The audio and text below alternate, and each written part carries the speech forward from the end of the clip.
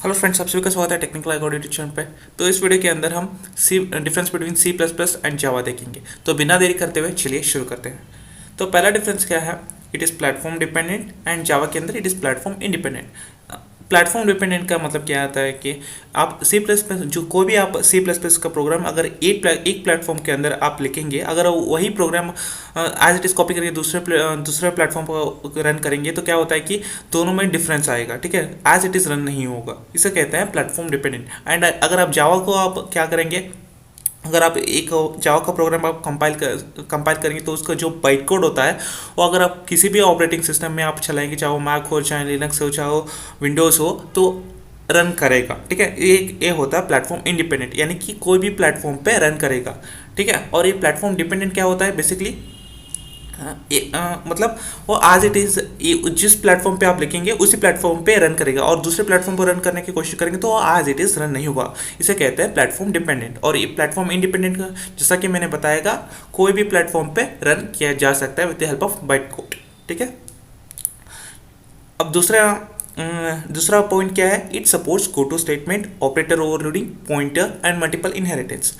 अगर आपने पिछले वीडियो में अगर देखा होगा तो उस वीडियो के अंदर मैंने बताया था कि सी प्लस प्लस क्या है, बहुत सारे कॉन्सेप्ट्स को क्या करता है, बहुत सारे कॉन्सेप्ट्स हैं सी प्लस प्लस के अंदर और जो कि जावा के अंदर वो नहीं है। जैसे कि मैं बता हूँ कि गो टू स्टेटमेंट हो गया, ऑपरेटर ओवरलोडिंग है, पॉइंटर हो गया, एंड मल्टीपल इनहेरिटेंस, जो कि बहुत ज़्यादा इंपॉर्टेंट कॉन्सेप्ट है सी प्लस प्लस के अंदर। और जावा के अंदर ये सारे के सारे बेसिकली नहीं है। ठीक है, कौन कौन से सपोर्ट नहीं करता, गो टू स्टेटमेंट नहीं कर है, ऑपरेटर ओवरलोडिंग नहीं है, पॉइंटर नहीं है, मल्टीपल इनहेरिटेंस भी नहीं है। लेकिन मल्टीपल इनहेरिटेंस की जगह हम एक और कॉन्सेप्ट यूज़ कर रहे हैं जिसका नाम है इंटरफेसेस। ये बहुत ही इंपॉर्टेंट क्वेश्चन है। ठीक है, कई बार आपको पूछा भी जाता है कि क्या हमारा जावा के अंदर मल्टीपल इनहेरिटेंस कॉन्सेप्ट है। जी नहीं, उसकी जगह कोई और उसकी जगह कोई और हम कॉन्सेप्ट यूज़ करें। जी हाँ, जिसका नाम है इंटरफेसेस। ठीक है, इंटरफेसेस क्या करता है, इंटरफेस एक कॉन्सेप्ट है जो कि हम मल्टीपल इनहेरिटेंस की जगह हम उसे यूज़ करते हैं। ठीक है, मल्टीपल इनहेरिटेंस कॉन्सेप्ट नहीं है, लेकिन उसकी जगह हम इंटरफेसेस कॉन्सेप्ट यूज़ करते हैं। ठीक है, बस आप फिलहाल के लिए इतना समझ लीजिएगा।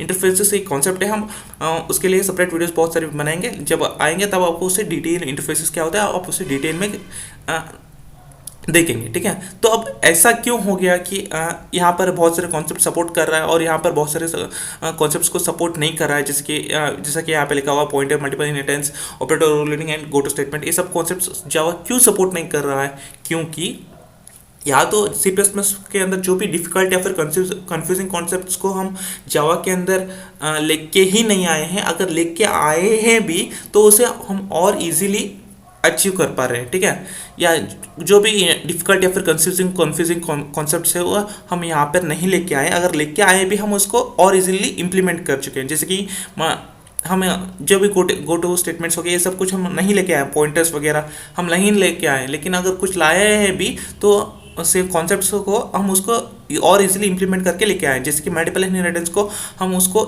और इजीली इंप्लीमेंट करके इंटरफेसेस कॉन्सेप्ट्स को लेके आए। ठीक है, इस तरह जावा में ऐसा हुआ है। ठीक है, समझ आया क्योंकि क्यों नहीं सपोर्ट करता बहुत सारे कॉन्सेप्ट्स को। ठीक है, उसके बाद क्या होता है कि सी प्लस प्लस के अंदर हम कंपाइलर को यूज़ करते हैं और जावा के अंदर कंपाइलर एंड इंटरप्रेटर यूज़ करते हैं। ठीक है, कंपाइलर क्या करता है बेसिकली, कंपाइलर एक ब्लॉक ऑफ कोड्स यानी बहुत सारे पूरा का program at a time execute करता है और जो भी एरर्स है वो दिखाता है। और इंटरप्रेटर क्या करता है, लाइन बाय लाइन चेक करता है। अगर ये लाइन सही है मतलब दूसरा लाइन पे चेक करेगा, अगर दूसरा लाइन गलत है तो उसको एरर शो करेगा, उसको टिक करने के बाद ही नेक्स्ट लाइन पे एग्जीक्यूशन स्टार्ट होगा। ठीक है, तो ये होता है कंपाइलर और इंटरप्रेटर का डिफरेंस। सी प्लस प्लस के अंदर क्या होता है कि सिर्फ कंपाइलर होता है और जावा के अंदर कंपाइलर एंड इंटरप्रेटर होता है। ठीक है, अब चौथा पॉइंट क्या कहता है, it supports call by value and call by reference. ठीक है, सी प्लस प्लस क्या करता है, कॉल बाय वैल्यू भी सपोर्ट करता है और कॉल बाय रेफरेंस भी सपोर्ट करता है। और जावा के अंदर क्या होता है कि it supports only call by value. ठीक है, जैसे फिलहाल के लिए अगर आपको call by value, call by reference क्या होता है कि आप उतना पता नहीं है तो आपको सिर्फ इतना नाम ही याद रख लीजिए फिलहाल के लिए। ठीक है, कॉल बाय वैल्यू क्या होता है कि बेसिकली हम एक कॉल बाय मेन फंक्शन के अंदर हम जो भी वेरिएबल्स को डिक्लेयर करे हुए होते हैं उसी को हम क्या करते हैं, प्रिंट करा सकते हैं। ठीक है, कॉल बाय रेफरेंस को क्या होता है कि लेकिन कॉल बाय वैल्यू के अंदर क्या होता है कि हम दूसरे में फंक्शन के अंदर जो वैल्यूज हम डिक्लेयर कर होते हैं उनको हम मेन फंक्शन में हम डिफाइन क्या होता है कि प्रिंट नहीं कर सकते मेन फंक्शन के अंदर। ठीक है, ये आपको प्रोग्राम लिख के एक्सप्लेन करना पड़ेगा, इसलिए आपको मैंने कहा फिलहाल के लिए आप इसको सिर्फ नाम से ही याद रखिए, call by value and call by reference. ठीक है, ये क्या होता है कि call by value and call by reference दोनों को सपोर्ट करता है और ये सिर्फ कॉल बाय वैल्यू को ही सपोर्ट करता है। अब ये कॉल बाय रेफरेंस क्यों नहीं सपोर्ट करता, सवाल ये है। ठीक है, कॉल बाय रेफरेंस यूज़ करने के लिए हमें पॉइंटर्स की ज़रूरत है। C++ के अंदर पॉइंटर्स अलाउड है और यहाँ पे मैंने कहा पॉइंटर्स जावा के अंदर कॉन्सेप्ट ही नहीं है। ठीक है, इसलिए कॉल बाय रेफरेंस के अंदर पॉइंटर्स यूज़ किया जाता है। अगर पॉइंटर्स ही नहीं है तो कॉल बाय रेफरेंस यूज़ कैसे किया जाएगा, इसीलिए कॉल बाय रेफरेंस नहीं है, सिर्फ कॉल बाय वैल्यू है। ठीक है, अब next, memory management is done by using pointer. ठीक है, मेमोरी मैनेजमेंट क्या है, C++ के अंदर क्या यूज़ करता है, पॉइंटर यूज़ करता है। लेकिन जैसा कि मैंने कहा जावा के अंदर पॉइंटर ही नहीं है, तो क्या मेमोरी मैनेजमेंट कौन हैंडल करता है, बाय द सिस्टम इटसेल्फ। ठीक है, सिस्टम ही हैंडल करता है। ठीक है, next point, run time error detection mechanism is the responsibility of the program. और यहाँ पर क्या है, run time error detection mechanism is the responsibility of the system, difference ये है। ठीक है, अब समझ लेते हैं रन टाइम एरर क्या होता है। जब आप प्रोग्राम लिखते हैं, जब आप आउटपुट पे इनपुट देते हैं, कोई भी वैल्यू इनपुट देते हैं, वो किसकी रेस्पॉन्सिबिलिटी होती है, सही इनपुट देना कि गलत इनपुट देना, प्रोग्रामर की रेस्पॉन्सिबिलिटी होती है C++ के अंदर। ठीक है, और जावा के अंदर क्या होता है कि वही इनपुट आप देखते हैं तो सिस्टम की रेस्पॉन्सिबिलिटी होती है। ठीक है, यहाँ पर प्रोग्राम की रेस्पॉन्सिबिलिटी होती है C++ के अंदर, और जावा के अंदर क्या होती है, सिस्टम की रेस्पॉन्सिबिलिटी है कि वो सही से करे। ठीक है, अगर वो गलत भी टाइप करे तो खुद से खुद हैंडल कर देगा जावा के अंदर। ठीक है, क्या हैंडल करेगा, एक्सेप्शन हैंडलिंग करके कॉन्सेप्ट है, वो हैंडल कर देगा उस एरर को। ठीक है, रन टाइम एरर डिटेक्शन। ठीक है, उसके बाद क्या है, libraries have low level functions and libraries have high level functions. Basically C and C++ क्या है, दोनों लो लेवल लैंग्वेजेस हैं और उसके अंदर जो भी फंक्शंस है वो लो लेवल के ही होते हैं। और जावा के अंदर क्या होता है कि वो हाई लेवल लैंग्वेज है एंड उसके अंदर बहुत सारे हाई लेवल फंक्शंस पे होते हैं, जैसे कि बिग फंक्शंस होते हैं, जो कि हम आने वाले कॉन्सेप्ट्स के अंदर हम देखेंगे। ठीक है, मतलब क्या है कि यहाँ पे जो C एंड C++ क्या है, दोनों लैंग्वेज क्या है, लो लेवल लैंग्वेज है, और इसीलिए क्या उसके अंदर जो भी फंक्शंस होते हैं वो लो लेवल फंक्शन से होते हैं। और जावा क्या है, वो एक हाई लेवल लैंग्वेज है, उसके अंदर जो भी फंक्शंस होते हैं वो क्या है, हाई लेवल फंक्शंस होते हैं। फिलहाल के लिए आप इतना समझ लीजिएगा।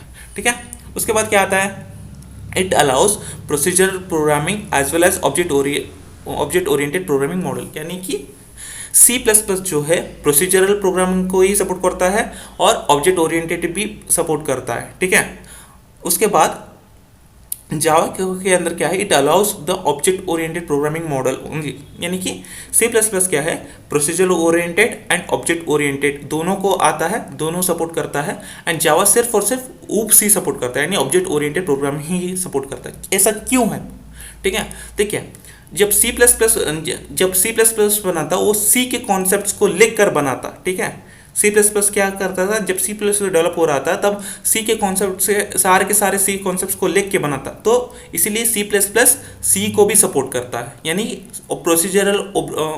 प्रोसीजरल प्रोग्रामिंग की को भी सपोर्ट करता है। लेकिन जावा जब बन रहा था, जब सारे के सारे C कॉन्सेप्ट्स को, C++ के कॉन्सेप्ट्स को नहीं बल्कि कुछ C++ के कॉन्सेप्ट्स को लिख के बनाता, सिर्फ UPS को लिख के बनाता, इसलिए प्योर ऑब्जेक्ट ओरिएंटेड प्रोग्रामिंग भी कहा जाता है। ठीक है, C++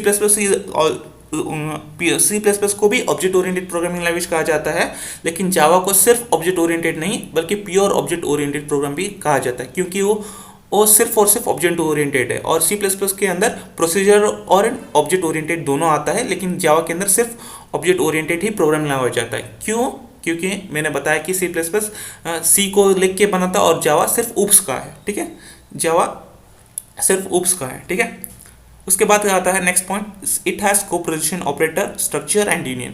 ठीक है, स्कोप प्रोजेक्शन ऑपरेटर यहाँ पे आप देख सकते हैं डबल कॉलम लेके बनाया जाता है। बेसिकली हम इसको स्कोप प्रोजेक्शन ऑपरेटर इसलिए यूज़ करते हैं ताकि हम फंक्शंस को क्लास के बाहर डिफाइन करने के लिए यूज़ करते हैं, और स्ट्रक्चर एंड यूनियन दोनों यूजर डिफाइंड डेटा टाइप्स है। ठीक है, यूजर डिफाइंड है। ठीक है, और यहाँ पर हम क्या करते हैं, स्कोप रेजोल्यूशन ऑपरेटर हम यूज़ नहीं करते हैं और स्ट्रक्चर और यूनियन भी यूज़ नहीं करते हैं। ठीक है, अब लास्ट पॉइंट क्या कहता है, it has new and delete keyword for object management. ठीक है, ये फिर कि ऑब्जेक्ट को डिलीट करने के लिए हम क्या करते हैं, न्यू ऑपरेटर न्यू कीवर्ड इसलिए यूज़ करते हैं।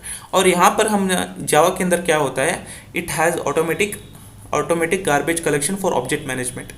यानी कि हम क्या करते हैं सी प्लस प्लस के अंदर, हम अगर हमें कोई ऑब्जेक्ट डिलीट करना हो तो फिर मेमोरी स्पेस के लिए, मेमोरी मैनेजमेंट के लिए, तो हम डिलीट कीवर्ड का हम क्रिएट करते हैं, उससे डिलीट करते हैं, है कि नहीं। यहाँ पर जावा के अंदर क्या होता है कि हम डिलीट कीवर्ड हम नहीं लगाते हैं, बल्कि ये क्या है, ऑटोमेटिक गार्बेज का कॉन्सेप्ट है। वो क्या करता है, ऑटोमेटिक जब भी ऑब्जेक्ट का काम पूरी तरह से खत्म हो जाएगा, क्या करेगा, ये ऑटोमेटिक ऑब्जेक्ट को डिलीट कर देगा। ठीक है, जब भी ऑब्जेक्ट का पूरा काम खत्म हो जाएगा, स्कोप से बाहर आ जाएगा, ऑब्जेक्ट को डिलीट कर देगा। ठीक है, ये जावा का एक कॉन्सेप्ट है, इसलिए कहा गया ऑटोमेटिक गार्बेज कलेक्शन। ठीक है, ये सारे के सारे 10 पॉइंट हो गए difference between C plus plus and Java. मुझे उम्मीद है फ्रेंड्स आपको ये वीडियो पसंद आएगा होगा। कुछ भी डाउट्स हो तो आपको नीचे कमेंट सेक्शन आप ही के लिए खुला है, तो कमेंट कर दीजिएगा, मैं आपको रिप्लाई जरूर करता हूँ। इस वीडियो में इतना है, तब मिलते हैं अगले वीडियो में। Till then take care, bye bye.